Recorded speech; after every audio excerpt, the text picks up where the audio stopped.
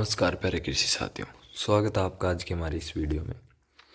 दोस्तों, आज की वीडियो में मैं शेयर करने वाला हूँ कुछ बहुत सारे भाइयों को कमेंट आ रहे थे कि भाई आप कहाँ से पढ़ रहे हो और क्या पढ़ रहे हो और किस हिसाब से पढ़ रहे हो। एक बार आप अपना शेड्यूल बता दीजिए या फिर आप वो बता दीजिए कि आप किस नोट से कोचिंग से पढ़ रहे हो। उस हिसाब से हम पढ़ें कि अब टाइम को देखते हुए क्लास से पढ़ें या फिर बुक से पढ़ें या फिर कोचिंग के नोट्स वगैरह से पढ़ें, या फिर हम अभी यानी कि रीट का एग्ज़ाम हुआ है जिस हिसाब से उस हिसाब से हम ये मूल किताबें पढ़ें। तो दोस्तों, इसके लिए रीट का लेवल आया है, उस हिसाब से किस प्रकार तैयारी करनी है अपने को, उस पर तो एक अलग से वीडियो बनाना पड़ेगा मेरे को, जिसमें मैं अच्छे से समझा पाऊँ आपको। ये वीडियो ज़्यादा लंबा ना करके मैं बस ये बता रहा हूँ कि मैं किस हिसाब से पढ़ रहा हूँ और मैं कौन कौन सी बुक से पढ़ रहा हूँ। देखो, सबसे इम्पोर्टेंट चीज़ मैं आपको बता दूँ, पहले मैं क्लासेज वगैरह लेता था रॉयल से, कुछ हाथ रॉयल की क्लास से। मेरे एक दोस्त है, उसने ऑफलाइन ज्वाइन कर रखा था, तो मैंने उसकी क्लास उसे लिया, तो मैंने पढ़ा ये टॉपिक। ये पहले की बात है, अच्छा पढ़ा मैंने, यानी कि ये टॉपिक तो ये हिस्ट्री है, हिस्ट्री मैंने ऐसे करके इससे पढ़ लिया। उसके बाद मैंने और भी ज्योग्राफी वगैरह में भी कुछ हार्ड टॉपिक पढ़े क्लास वगैरह लेकर, उनको लिख लिख कर याद किया खूब बार, अच्छे से याद भी हुआ, बढ़िया रिजल्ट भी मिला। बट फिर मेरा आगे एक दिक्कत आई टाइम की, क्योंकि ये मेरे पहले से ले रखी थी मैंने, यानी कि जब मैंने शुरू में मैं डब्ल्यू की प्रिपरेशन के लिए बैठा था तब मैंने ये स्टार्ट किया था। बट उसके बाद किसी कारणवश मेरी डब्ल्यू की प्रिपरेशन नहीं हो पाई और मुझे बीच में वो बंद करनी पड़ी।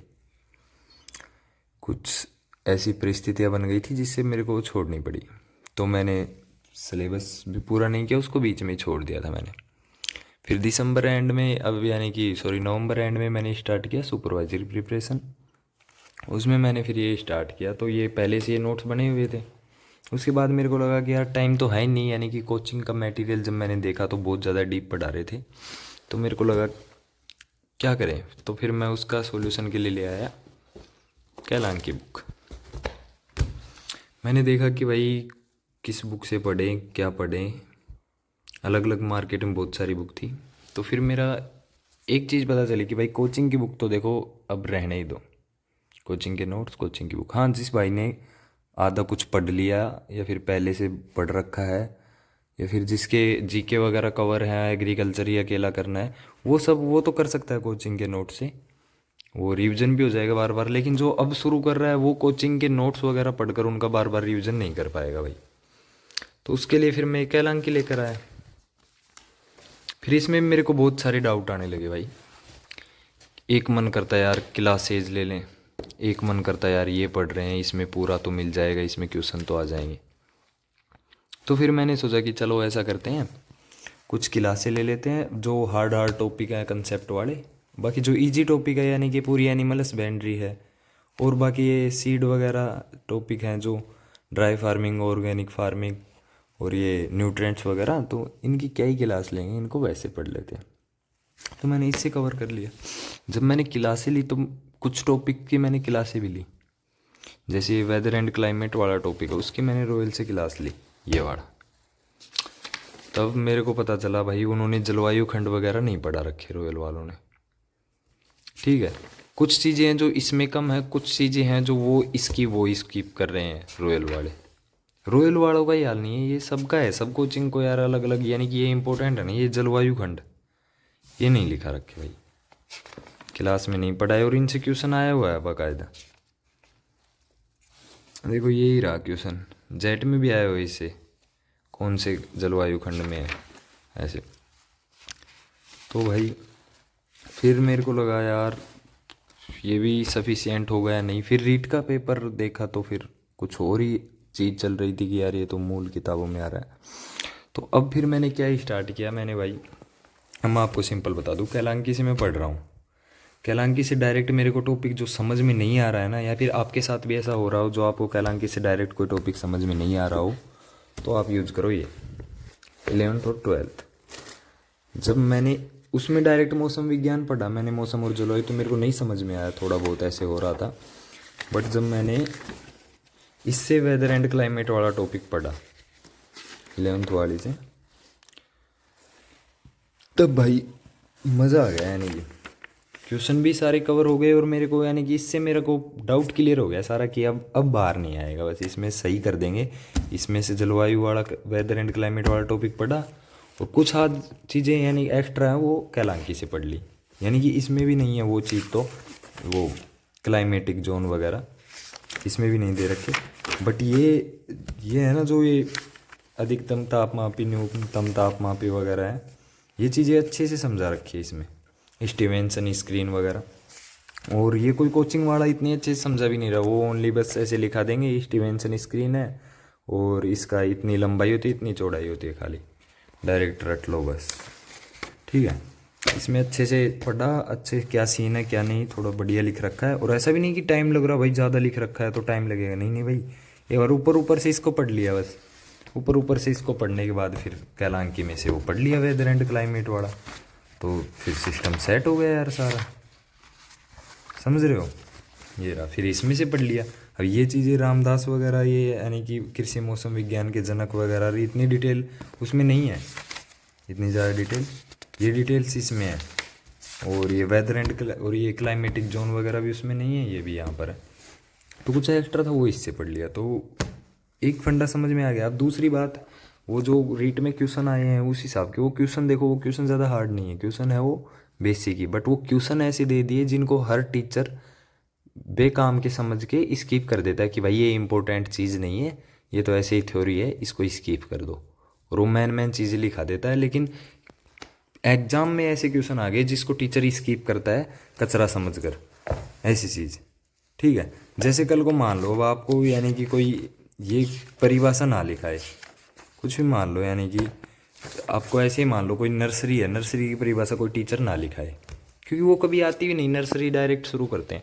लेकिन एग्जाम में अब ऐसे क्वेश्चन आ रहे हैं कथन वाले, तो ऐसे आ जाए नहीं इनमें से कौन सा कथन सही नहीं है, और उसमें नर्सरी की परिभाषा लिखी आ जाए, या फिर ऐसे कंफ्यूज कर देता। तो वो बेसिक चीज़ हो गई, वो है तो यानी कि नॉर्मल सी, बट वो किसी ने लिखा ही नहीं, स्किप ही कर दी। सीन ये है ना, इस हिसाब से क्वेश्चन आ गए। तो इसका दूसरा सॉल्यूशन फिर 11th और 12th की बुक। अब इसमें ज़्यादा नहीं घुसना अपने को, जिसके पास भाई के पास कुछ नहीं है अभी तक, कोई बुक वगैरह भी स्टार्ट करो भाई, वो 11th 12th से कर लो, पेपर यहीं से बनेगा। देखो सिंपल फंडा है, दो ऑप्शन हो सकते हैं, या तो पेपर लेवल का बने जिसमें यानी कि कोचिंग वाले 11th 12th बुक से एक्स्ट्रा क्वेश्चन आएंगे, एक्स्ट्रा लेवल के वो। दूसरा अगर रीट के हिसाब से बनेगा ना पेपर, रीट के हिसाब से, तो 11th 12th में से ही बनेगा। ठीक है, अब जो पैटर्न चल रहा है उसके हिसाब से मूल बुक्स से ही बनेगा, मूल किताब यही है, बेसिक किताब। तो जो भाई अभी स्टार्ट करा वो 11th 12th कर लो, जिस भाई के पास कैलांकी भी है या फिर अदर कोई गाइड भी है, कोई कोचिंग वगैरह भी, तो भी वो एक बार इस टॉपिक को पढ़ने, किसी भी नए टॉपिक को पढ़ने से पहले इसमें एक बार जल्दी से पढ़ा उस टॉपिक को ऊपर ऊपर से, और फिर अपनी गाइड या अपने नोट्स में अच्छे से पढ़ लो। हाँ, एक और इम्पोर्टेंट चीज़ बता दूँ आपको, जो ये एवैसेद है ना, इसके बाद ऑब्जेक्टिव टाइप के, इनको भी सोल्व कर लेना सही रहेगा इसमें से हर टॉपिक के। यानी कि आपने टॉपिक के लिए यार कितनी देर लगती है, यानी कि 2 मिनट लगती है, देखो ये मैंने कर रखे, 5 मिनट का खेल है यार, इनको सोल्व कर लेंगे, क्योंकि लाइन टू लाइन क्वेश्चन इससे उठ सकते हैं ऐसे। ठीक है, दूसरा हिंदी के लिए मैं पढ़ रहा हूँ ये 9 to 12 हिंदी व्याकरण। अब कुछ भाई सोचेंगे कि भाई यानी कि इससे तो यार 12 क्वेश्चन ही कवर हो रहे हैं 15 में से। भाई मेन क्वेश्चन मेरे को देख कवर ही 12 करने हैं ना भाई, बचे हुए 3 क्वेश्चनों के पीछे क्यों भागना है मेरे को, 12 तो लूँ पहले। अब आपको 15 में से 15 पूरे करने हैं, तो इससे मोटी बुक आएगी, इससे ज़्यादा मटेरियल पढ़ना पड़ेगा, वो भी राघव प्रकाश सर वाली का। 15 से 15 क्लियर हो जाएंगे, उसमें मिल जाएंगे, लेकिन पढ़ना 3 क्वेश्चनों के लिए दुगना पढ़ना पड़ेगा। इससे ये इसको अच्छे से पढ़ लेना बन। ये कवर किया। देखो आर्ट मेरा यानी कि आर्ट एंड कल्चर बच रही थी, वो मैं इस स्प्रिंग बोर्ड के नोट से पढ़ रहा हूँ। यानी कि इतने बेस्ट नोट्स भी नहीं है ये कह सकते हैं, बट सुपरवाइज़र के लिए तो सफिशियंट है। देखो आंख बंद करके ले लो सुपरवाइज़र के लिए तो ठीक है, बेसिक ही आना है उसमें। हाँ जी, ये है जीके का लेवल आएगा, एग्रीकल्चर का इजी रहेगा, जीके का थोड़ा ज़्यादा आएगा, घुमा के क्वेश्चन जीके वाले आएंगे। ये मेरे प्रैक्टिस सेट रहे भाई, ना कोई टेस्ट सींच ली मैंने, कोई भी टॉपिक किया उसके MCQ PYQ हल किए, उसके बाद अब बस होने वाला है। फिर इसको एक एक टेस्ट को लेकर बैठूंगा, 2 घंटे का टाइम सेट करके एक एक पहले वाले पूरे पेपर दूंगा, हो जाएगा। देखो नोट्स मेरे पास में भाई, रॉयल वाले भी हैं, उत्कर्ष वाले भी हैं, और लाइब्रेरी में भी अलग अलग चीज़ें कंटेंट है, बट यानी कि ऐसे कंटेंट में क्यों ही घुसना। हाँ, आपको एक चीज़ बता दूँ, देखो इसका ध्यान रखना भाई, कल को ऐसा ना हो कि आप ऐसे सोचें कि यार इस टॉपिक को एक बार ही पढ़ लेता, कम से कम साढ़े 11th वाली 12th वाली बुक से ही पढ़ लेता यार, एक बार पढ़ तो लेता कम से कम। ऐसा मलाल ना रहे भाई, इसको याद कर लेना भाई। ये मलाल अगर आप अभी दो दो तीन तीन मटेरियल्स में पढ़ रहे हो, मिला मिला के लिख रहे हो, कुछ ऐसे कर रहे हो, कंफ्यूज हो रहे हो, ये भी पढ़ लूँ ये भी पढ़ लूँ, भूख है ना आपको, ये भी पढ़ लूँ वो भी पढ़ लूँ, ये भूख ऐसे मरवा देगी कि आप एग्ज़ाम में बैठोगे ना तब ये सोचोगे काश यार उस टॉपिक को ही पढ़ लेता है एक बार। चाहे कहीं से भी पढ़ता है एक बार, 11th 12th या कैलांग या फिर कोचिंग, किसी एक चीज़ से पढ़ लेता, पर पढ़ता तो सही कम से कम। ऐसे छूट जाएगा टॉपिक, ये फिर इतना गंदा कंफ्यूज हो जाओगे। तो भाई सिंपल सी बात ये है, एक बार एक जगह किसी भी एक जगह किसी भी एक मटेरियल कंटेंट से पढ़ लो एक बार। ऐसा तो हो कि एक बार पढ़ लिया अपन ने इस चीज़ को, अब एक्स्ट्रा लेना है तो और एक्स्ट्रा फिर ऐड कर लेंगे उसमें। बट ये मलाल मत रखना कभी भी, ये हो कि कल को ये ना हो जाए कि यार ये सोचो एक बार तो पढ़ लेते कम से कम। आज आपको मान लो इसमें मटेरियल कम लग रहा है ना कि 11th 12th में से नहीं आएगा भाई, बाहर से आएगा और एक्स्ट्रा पढ़ना पड़ेगा, ऐसे ऐसे भूख लग रही है आपको, तीन तीन चार चार कंटेंट से एक टॉपिक पढ़ रहे हो और आपका पूरा नहीं हुआ सिलेबस, तब आप फिर बाद में रहोगे कि यार कम से कम ये चैप्टर 11th 12th वाली में से ही पढ़ लेते कम से कम। ऐसा तो इसलिए बोल रहा हूँ कि बहुत सही से चलना है भाई। अब वो टाइम नहीं रहा कि अपन लिख लिख कर याद करें। मैं खुद बेवकूफ़ी कर दी मैंने उस टाइम में, जो यानी कि इसमें कर लिख लिख कर याद किया मैंने इतनी बार, तक हो जाता आगे। बट फिर भी जो होता है अच्छे के लिए होता है। अब करते हैं सही तैयारी, ऑल द बेस्ट भाई। और जो ये रीट का एग्ज़ाम आया है उसके हिसाब से फिर कोई बढ़िया वीडियो लेकर आएंगे अच्छे से। और जो अब भाई किसी भाई को OTR वगैरह में दिक्कत आ रही है वो कमेंट करें, नेक्स्ट वीडियो किस पर चाहते हो। धन्यवाद।